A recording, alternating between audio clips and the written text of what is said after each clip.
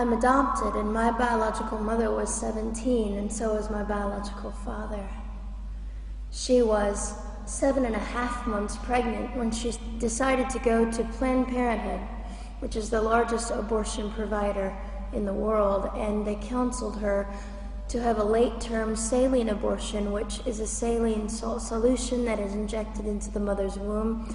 The baby gulps that solution, it burns the baby inside and out, and then she is to deliver a dead baby within 24 hours. And to everyone's great shock and surprise, I didn't arrive dead but alive on April the 6th, 1977, in a Los Angeles County abortion clinic. What's fantastic about this, about the perfect timing of my arrival, is that the abortionist was not on duty yet. So he wasn't even given the opportunity to continue on with his plan for my life, which was death. And I know that I am in a government building, and a beautiful one it is, and I love your country as well as my own.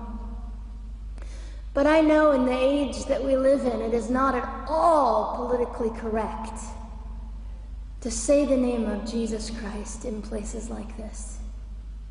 To bring him into these sorts of meetings, because his name can make people so terribly uncomfortable. But I didn't survive so I could make everyone comfortable.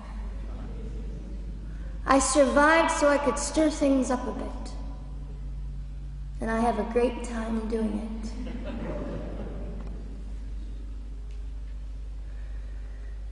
And so I was delivered alive, as I've already said, after 18 hours. I should be blind, I should be burned, I should be dead. And yet I'm not. You know what is fantastic vindication is the fact that the abortionist had to sign my birth certificate. So I know who he is. And it also says, for any skeptic listening, on my medical records, born during saline abortion. Ha! They didn't win. I've done some research on the man that performed the abortion on me. And his clinics are the largest chain of clinics in the United States of America, and they gross $70 million a year. I read a quote from him at some point several years ago, and he said, "I have aborted over 1 million babies, and I consider it my passion." I tell you these things because, listen, ladies and gentlemen, we are in an interesting battle, whether we realize it or not, in this world. It is a battle between life and death. What side are you on?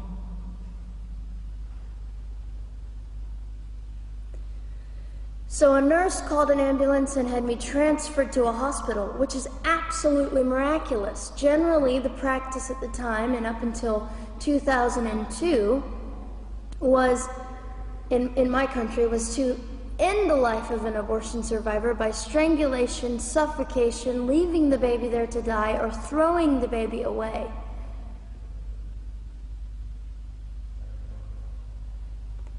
But on August the 5th, 2002, my extraordinary President Bush signed into law the Born Alive Infants Protection Act to prevent that from occurring anymore. You see, we're playing for keeps. We're playing for, I'm hoping to be hated by the time that I die so that I can feel God about me and understand what it was to be hated. He was hated. Christ was hated. And not that I look forward to being hated, but I know along my journey, I know I'm already hated because I declare life. I say, you didn't get me. The silent Holocaust didn't win over me. And my mission, ladies and gentlemen, among many things, is this: to infuse humanity into a debate that we have just compartmentalized and set on a shelf and said it is an issue. We have removed our emotions. We are becoming harder. Do you really want that? How much are you willing to take, and how much are you willing to risk to speak the truth in love and graciousness and stand up and at least be willing to be hated?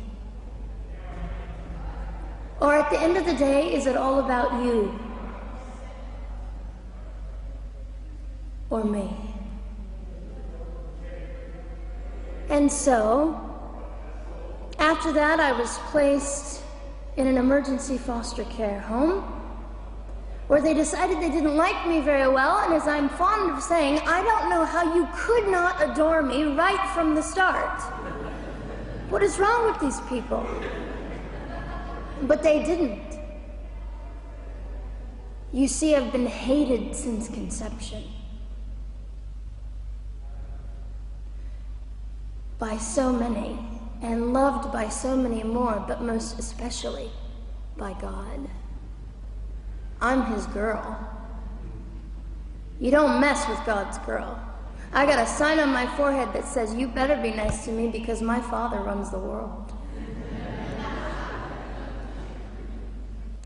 So after I was placed in the mean home, I was taken out of the mean home and placed into another home, a beautiful home, Penny's home. And she said by this time I was 17 months old, 32 pounds of dead weight, and diagnosed with what I considered to be the gift of cerebral palsy, which was caused directly by the lack of oxygen to my brain while I was trying to survive.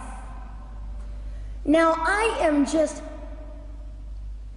compelled to say this. If abortion is merely about women's rights, ladies and gentlemen, then what were mine?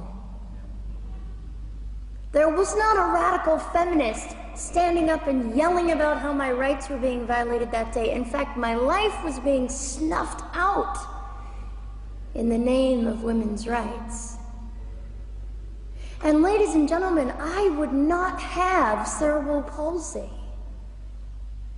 had I not survived all of this. So when I hear the appalling, disgusting argument that we should have abortions because the child just might be disabled, oh, the horror that fills my heart. Ladies and gentlemen, there are things that you will only be able to learn by the weakest among us. And when you snuff them out, you are the one that loses. The Lord looks after them, but you are the one that will suffer forever. And what arrogance, what absolute arrogance, and it has been an argument for so long in this human place that we live, that the stronger should dominate the weaker, should determine who lives or dies. The arrogance of that, don't you realize that you cannot make your own heart beat? Don't you realize that all the power that you think you possess, you really possess none of it? It is the mercy of God that sustains you, even when you hate him.